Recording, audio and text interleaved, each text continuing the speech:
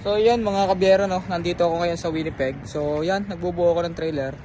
Then may kasabay ako rito ang nagbubuo rin ng trailer.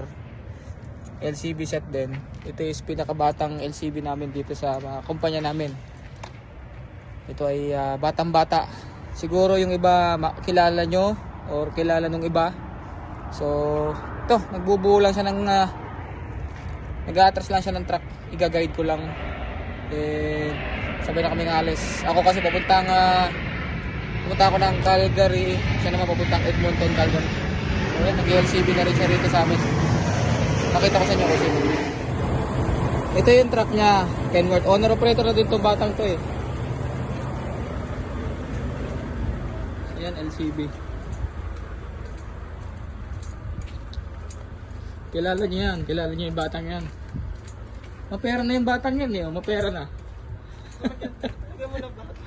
Oo, nakakabit na. Ano yung ginawa nyo? Iinan niya lang? Inilaw.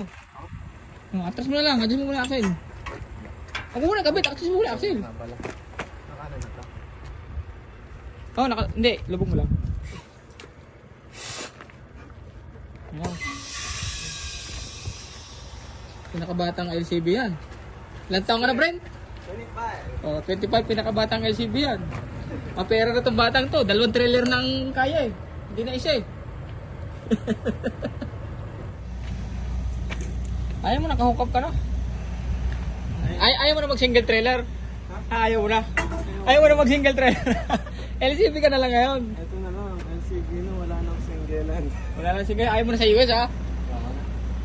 Nanawa ka na rin ba sa US? Ako yung una na ha. Ako magtitimbang pa. Sige ba? Saan ka tutulog?